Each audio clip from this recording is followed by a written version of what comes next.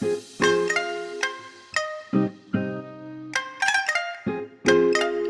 friends, and welcome back. Today I am going to talk about the importance of loving yourself. I have struggled with this pretty much all my life.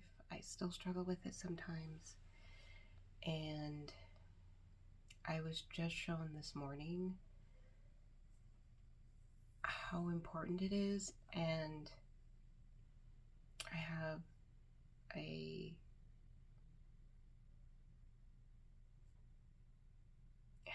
really had a hard time with it myself, but I wanted to read this Bible verse, and I will put it on the screen so you can read it yourself if you'd like, or take a screenshot of it. Though I speak with the tongues of men and angels, but have not love, I have become sounding brass or a clanging cymbal. And though I have the gift of prophecy, and understand all mysteries and all knowledge, and though I have all faith, so that I could remove mountains, but have not love, I am nothing. And though I bestow all my goods to feed the poor, and though I give my body to be burned, but have not love, it profits me nothing. Love suffers long and is kind. Love does not envy. Love does not parade itself, is not puffed up, does not behave rudely, does not seek its own, is not provoked, thinks no evil, does not rejoice in iniquity, but rejoices in the truth, bears all things, believes all things, endures all things. Love never fails, but whether there are prophecies, they will fail. Whether there are tongues, they will cease. Whether there is knowledge, it will vanish away. For we know in part, and we prophesy in part. But when that which is perfect has come, then that which is in part will be done away. When I was a child, I spoke as a child, I understood as a child, I thought as a child. But when I became a man, I put away childish things. For now we see in a mirror, dimly, but then face to face. Now I know in part, but then I shall know, just as I am also known. And now abide faith, hope, love, these three, but the greatest of these is love. And that is 1 Corinthians chapter 13, verses 1 through 13. And again, I'll put it on the screen for you while I'm reading it. That embodies the entirety of self-love. And then the verse that actually made me think about it was Jesus saying, love your neighbor as you love yourself.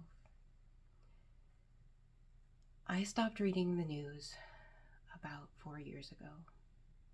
Completely. I don't read anything, not the local news, nothing. The only thing that I need to know is what happens when I walk outside my door. News is meant to manipulate, it is meant to instill fear, it is meant to divide. And if you look around the world right now, we are divided. We are terribly divided. And between the news, between politics, and all other worldly things, we have come just horribly divided. And we wonder why. And if you really look down, if you really just stop and look at the things that are going on in the world, the things that people are doing, not only to others, but to themselves, it's a lack of love. And it's a serious lack of self-love. You can't love your neighbor as you love yourself if you don't love yourself. And what happens when you don't love yourself is you hate yourself and you hate everybody else. I know there is a long-standing meme that goes around, and I will put it up here on the screen. If I can find it, I will put it up on the screen for you. I couldn't find the exact one that I was looking for, but this is just about as sarcastic as the one that I was looking for, and it gives pretty much the same idea. But the gist of the meme was that just because you don't love yourself doesn't mean that you are unlovable by others. And while that is true in essence, in reality, if you don't love yourself, you are not capable of loving others. I know it's a bitter, hard, gigantic pill to swallow that wants to stick in your throat, but it's the truth. It is nearly impossible not only to love somebody else, but to accept the love of somebody else when you don't love yourself. And it comes from a place of feeling unworthy of love. Most people, and I speak mostly of myself when I say most people, I was not able to accept the love of others. No matter how much I craved and wanted it, I couldn't accept it even when it was given freely, because I didn't feel worthy of that love, because I didn't love who I was. I didn't accept myself. I didn't love myself. I didn't care about myself. I put others, everybody else in the world, ahead of me in the hopes that I could get love. It just made me very resentful, bitter, and angry. And it's impossible to love somebody who is projecting all of those things all of the time. And the conundrum is, when you live in that place, that is what you project. It's what you put out. I was very codependent, so I chased love continually, and it ran from me very fast. And I made other people very miserable in my life. So when you begin to love yourself, the first thing that happens is you let go of the need for others to love you, because you know that you can give yourself all of those things that you need. You know that you don't need that love from anybody else in the world. You know that you're fully capable of caring for yourself, soothing yourself, loving yourself. And then if you can throw some appreciation in there, you have the world. You don't need other people to validate everything that you do, everything that you feel. And while it's nice for people to do that, you don't go chasing it, which makes it's another conundrum. When you stop chasing people to love you and care for you and give you, the warm, fuzzy feelings that you're looking for, they give them freely. And you have so much more love in your life. It's incredible. You can't get there overnight. It's a journey. And I still go back and forth with feeling unworthy and unlovable. But I've learned how to talk myself through those things.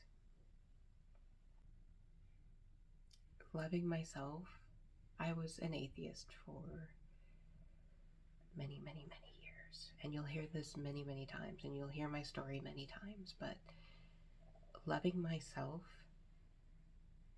opened the door to not being that way anymore. And I developed a relationship with God, oddly enough.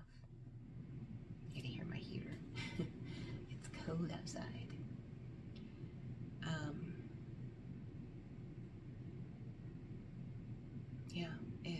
It was an amazing transformation. That just the simple act, well, it was hard, but the simple act of loving myself completely changed my life. And there were many different ways that I got to that path, and some of them worked better than others. But I don't regret a single minute of any of it. It was a beautiful journey, and I would take it a million times more. And every time I feel myself feeling unloved and unwanted and unneeded and unappreciated, I pull myself back to just loving myself. I start over again at step one. And I go from there. So, I don't want to make this video super long, but I will include another video on the steps that I started taking and some of the books that I read that started me on my journey of loving myself again. Once you get there, you'd be amazed. Having love for yourself increases the ease of giving love to others. It leads to forgiveness of people who have hurt you. It leads to forgiveness of yourself, which is the most important, for things that you've done that haven't been the greatest, that you're not proud of. The Bible says, love those who hate us, love those who persecute us, bless those who curse us, and pray for those who mistreat us. When you don't love yourself, they seem like impossible things. Like you could never ever get to that place. But when you have love for you, you can work miracles in your life. I didn't think it was possible, but I was at a place where I didn't really have anything that I could lose anymore. You know, I had basically hit that proverbial rock bottom, and the only place that I could go was up, so I figured, what do I got to lose? Trying this is not going to hurt me. It can't make it anything worse than it already is. I hope that you can get to that place before you hit rock bottom, but I know sometimes that's what it takes. And if you've hit rock bottom, I hope I can help you climb back up. So I will make another video showing the steps that I took to get to the place of loving myself, and some of the books that I read that helped me the most. So I wish you all the love, luck, and happiness on your journey that I can. I send you lots of loving prayers and blessings on your journey, and I hope you get everything that you need to get you through. I wish you all the best. Good luck, my friend.